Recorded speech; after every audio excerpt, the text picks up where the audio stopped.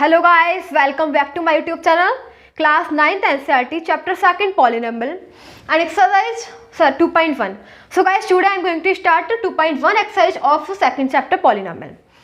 So guys, in my last videos first sum has been completed and today I am going to start second sum.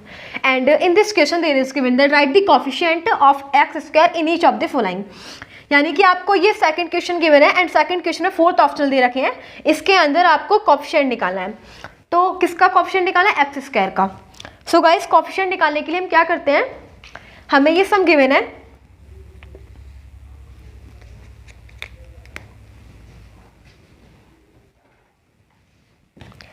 To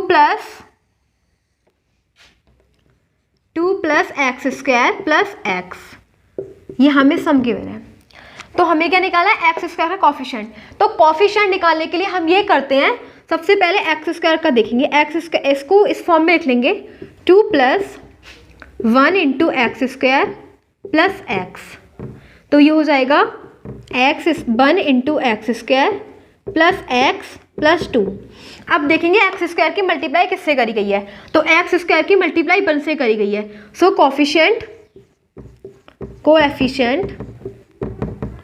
coefficient of x square equals to 1. यानी कि coefficient निकालने के लिए हम क्या करते हैं, x square को देखते हैं जिसका भी हमें ये पूछा था कि इसका हमें कोएफिशिएंट निकालना है.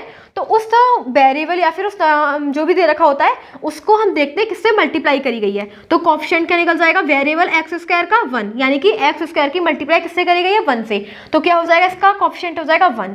अब सेकंड में दे रखा है, सेकंड में हमें गिवन है 2 - एक्स स्क्वायर प्लस एक्स. इसे हम ऐसे लिख लेंगे, इसे ठीक फॉर्म में बना लेंगे 1 × एक्स स्क्वायर, क्योंकि जो हमारी हाईएस्ट डिजिट होती है उसे सबसे पहले लिखते हैं. हाईएस्ट एक्सपोनेंट वाले वेरिएबल को सबसे पहले लिखेंगे, फिर इस वाली टर्म को लिखेंगे x, फिर क्या हो जाएगा +2.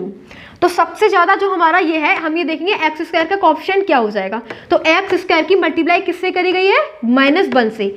सो coefficient of x square equals to -1. अब हमारे सामने थर्ड दे रखा है. So in third question there is given that π/2. मैं इसको क्लीन कर देती हूँ because there is not space. In third sum there is given that π/2 x square plus x. So अब क्या करेंगे, इसे इसमें दे रखा है π/2. सो गाइस, अब देखेंगे एक्स स्क्वायर की मल्टीप्लाई किससे करी गई है, π/2 से. किससे करी गई है, π/2 से. तो क्या लिखेंगे, coefficient of x square equals to π/2. अब फोर्थ देखेंगे, फोर्थ में हमें दे रखा है √2x -1. क्या दे रखा है, √2x -1. अब यहाँ पे तो एक्स स्क्वायर ही नहीं है, तो एक्स स्क्वायर का कोएफिशिएंट कैसे निकालेंगे, तो ऐसे लिख देंगे x² × 0 प्लस √2x -1. तो अब एक्स स्क्वायर का कोएफिशिएंट क्या है, अगर हम 0 की मल्टीप्लाई एक्स स्क्वायर से करेंगे तो 0 ही मिलेगा, तो इससे तो कोई इफेक्ट नहीं है. तो coefficient of x square equals to 0. यानी कि अगर हमें जिसका भी कोएफिशिएंट निकालना होता है और वो हमें गिवन ही नहीं है, अब जैसे कि इस वाले क्वेश्चन में एक्स स्क्वायर गिवन ही नहीं है, तो उसका कोएफिशिएंट क्या होगा, 0.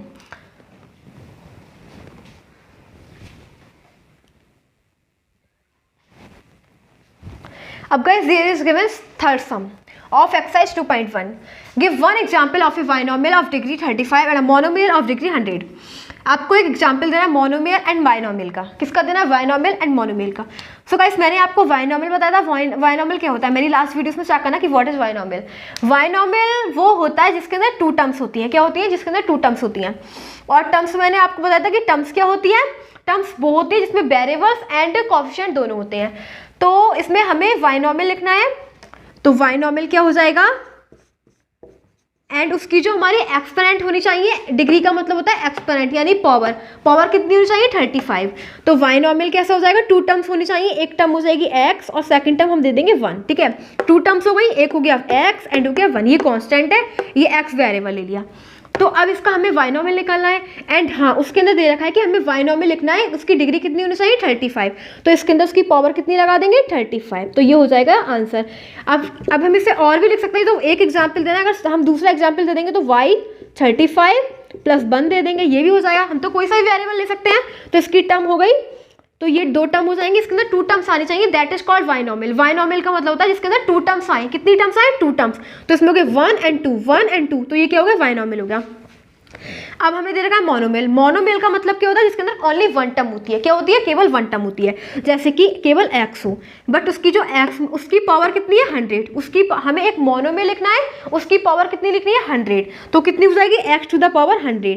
या फिर इसका एक एग्जाम्पल ये हो गया, हमें केवल एक एग्जाम्पल देना है, लेकिन मैं आपको एक और दूंगी, जैसे कि बाई टू द पावर 100 हो गया। ऐसे लिख देंगे, कितने भी लिख दो, बट इसके अंदर एक ही दे रखा है।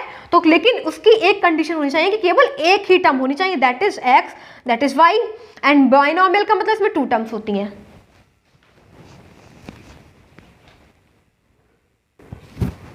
Now there is given fourth sum, and in this fourth sum there is given that write the degree of each of the following polynomial। यानी कि आपको ये पॉलिनोमियल्स गिवन है, तो इन पॉलिनोमियल्स की डिग्री लिखनी है। डिग्री का मतलब एक्सपोनेंट, पावर, कि इसकी पावर क्या है। तो गाइस इन पॉलिनोमियल्स में से इसकी मैक्सिमम एक्सपोनेंट लिखनी है। यानी कि हमें ये पॉलिनोमियल गिवन है, ये दे रखा है 5x³ प्लस 4x² प्लस 7। तो इस पॉलिनोमियल की मैक्सिमम एक्सपोनेंट क्या है। मैक्सिमम का मतलब इसमें वेरिएबल क्या है x एंड x। तो जिस भी x की मैक्सिमम एक्सपोनेंट सबसे ज़्यादा एक्सपोनेंट होगी, हाईएस्ट एक्सपोनेंट जो होगी, वही क्या हो जाएगी, इसकी डिग्री हो जाएगी। तो हाईएस्ट एक्सपोनेंट क्या है इसकी 3, क्या है क्यूब है, ये स्क्वायर है, एंड इसके अंदर तो x है ही नहीं। तो इसकी मैक्सिमम एक्सपोनेंट कितनी है, सबसे ज़्यादा क्या है 3। तो क्या लिखेंगे, इसका डिग्री क्या लिख देंगे, डिग्री इक्वल्स टू 3। एंड अब सेकंड में देखेंगे, सेकंड में दे रखा है 4 माइनस y²। इसकी डिग्री क्या है, इसकी हाईएस्ट डिग्री क्या है 2, क्या है 2, क्योंकि इसके अंदर तो वेरिएबल ही नहीं है ही नहीं, तो कांस्टेंट टर्म हो गई। तो इसके अंदर केवल एक ही डिग्री दे रखी, दैट इज 2। तो इसकी मैक्सिमम एक्सपोनेंट कितनी हो गई, डिग्री 2। अब थर्ड सम है, थर्ड सम में हमें दे रखा है 5t माइनस √7। इसकी हाईएस्ट डिग्री क्या हो गई, ये t है, t की हाईएस्ट डिग्री क्या है, इसके अंदर तो कोई एक्सपोनेंट ही नहीं है। और जब भी किसी भी वेरिएबल के अंदर कोई एक्सपोनेंट नहीं होती है, उसका मतलब ये होता है कि उसकी एक्सपोनेंट कितनी है 1। तो इसकी डिग्री कितनी हो जाएगी 1, क्योंकि इसके अंदर केवल t गिवन है एंड उसकी जो पावर है वो कितनी है 1।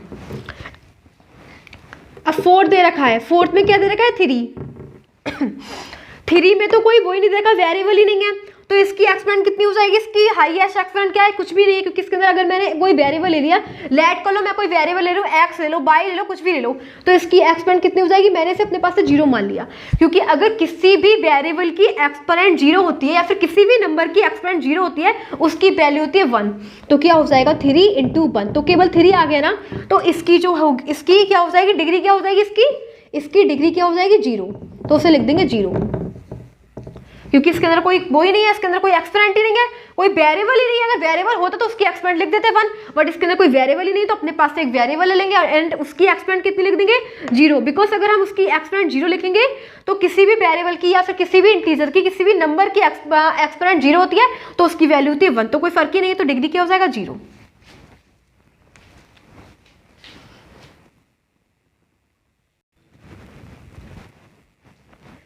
Now there is given fifth question. Fifth question में दे रखा है classify the following linear, quadratic and cubic polynomials.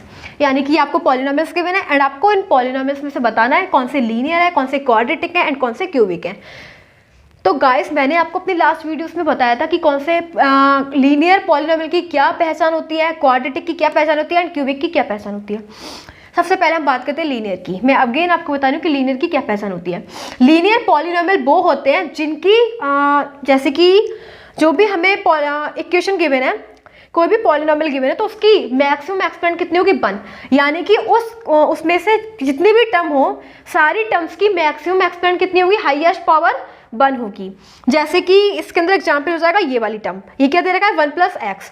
तो 1+x हमें जो टर्म गिवन है, ये 2 टर्म्स दे रखी है इसके अंदर। तो इस पॉलिनोमियल में सबसे ज्यादा एक्सपोनेंट किसकी है, x की, कितनी है 1।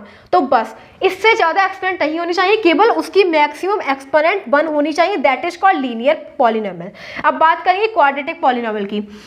तो क्वाड्रेटिक पॉलिनोमियल वो होता है जिस पॉलिनोमियल की हाईएस्ट एक्सपोनेंट 2 हो। जैसे कि उसका एग्जांपल हो जाएगा ये पॉलिनोमियल है, इसकी हाईएस्ट एक्सपोनेंट क्या है 2, इसकी क्या है 1, तो इसके अंदर सबसे ज्यादा एक्सपोनेंट किसकी है 2। तो अगर जिस भी पॉलिनोमियल की, जिस वेरिएबल की हाईएस्ट एक्सपोनेंट कितनी होनी चाहिए 2, तो वो क्या हो जाएगा लीनियर।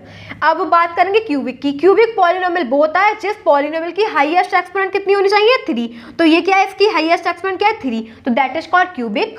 तो ये क्यूबिक हो जाएगा, ये क्वाड्रेटिक हो जाएगा, एंड ये भी क्वाड्रेटिक हो जाएगा बिकॉज इसकी भी मैक्सिमम एक्सपोनेंट कितनी है 2। इसकी ये लीनियर है, इसकी 1 है, ये लीनियर है, ये क्वाड्रेटिक है, ये क्यूबिक है। तो यहाँ पे लिखेंगे first x square plus x, इसकी ये जो हमें इक्वेशन गिवन है, इक्वेशंस गिवन है, तो ये जो टर्म्स गिवन है, तो इन टर्म में सबसे ज़्यादा एक्सपोनेंट किसकी है, एक्स की। कितनी है, इसकी 2 है, इसकी 1 है। तो अगर हमारी पूरी टर्म की मैक्सिमम एक्सपोनेंट 2 होगी तो उसकी क्या हो, वो क्या होगा क्वाड्रेटिक। क्या होगा, क्वाड्रेटिक पॉलिनोमियल। अब बात करेंगे सेकंड में हमें दे रखा है x माइनस एक्स क्यूब की। इसकी हाईएस्ट टर्म कितनी है, इसकी 1 है, इसकी 3 है। सबसे हाईएस्ट टर्म की, इसकी हाईएस्ट पावर क्या है क्यूब, क्या है क्यूब, यानी कि 3। तो अगर किसी भी इक्वेशन की हाईएस्ट पावर 3 होगी तो दैट इज कॉल्ड क्यूबिक। वो क्या होगा, क्यूबिक पॉलिनोमियल। अब हमें गिवन है थर्ड में हमें दे रखा है y plus y square plus 4।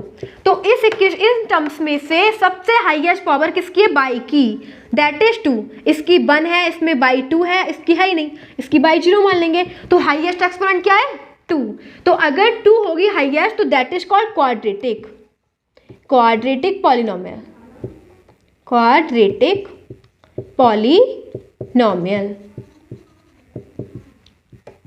Polynomial. अब फोर्थ में हमें दे रखा है 1 प्लस एक्स। तो इसकी हाईएस्ट एक्सपोनेंट क्या है, इसमें x है, x की क्या है 1 है। तो अगर जिस भी इक्वेशन की, जिस पॉलिनोमियल की हाईएस्ट एक्सपोनेंट 1 होगी तो वो क्या होगा लीनियर। तो इसे लिखेंगे लीनियर पॉलिनोमियल। फिफ्थ दे रखा है, फिफ्थ में हमें गिवन है 3t। एक टर्म गिवन है, उसकी हाईएस्ट एक्सपोनेंट क्या है 1। तो मैंने अभी आपको बताया था अगर हाईएस्ट टर्म की वो, अगर जिस भी वेरिएबल की, जिस पॉलिनोमियल की हाईएस्ट टर्म 1 होगी दैट इज कॉल्ड लीनियर। तो क्या होगा वो लीनियर पॉलिनोमियल। 6th में हमें दे रखा है एक आर स्क्वायर। क्या दे रखा है, आर स्क्वायर। तो इसके अंदर सीधे पता लग रहा है कि इसकी हाईएस्ट एक्सपोनेंट 2 है, और जब भी हाईएस्ट एक्सपोनेंट 2 होगी तो दैट इज कॉल्ड क्वाड्रेटिक। तो वो हो जाएगा क्वाड्रेटिक पॉलिनोमियल। अब हमें क्या दे रखा है 7x क्यूब। तो अब इस पॉलिनोमियल की हाईएस्ट एक्सपोनेंट क्या है, दैट इज क्यूब, यानी कि 3। तो दैट इज कॉल्ड क्यूबिक। ये हो जाएगा क्यूबिक पॉलिनोमियल, क्यूबिक पॉलिनोमियल। तो गाइस इस प्रकार से आपके 5th क्वेश्चन कंप्लीट हो जाते हैं, and this exercise has been completed. So if you like my video please subscribe my this channel.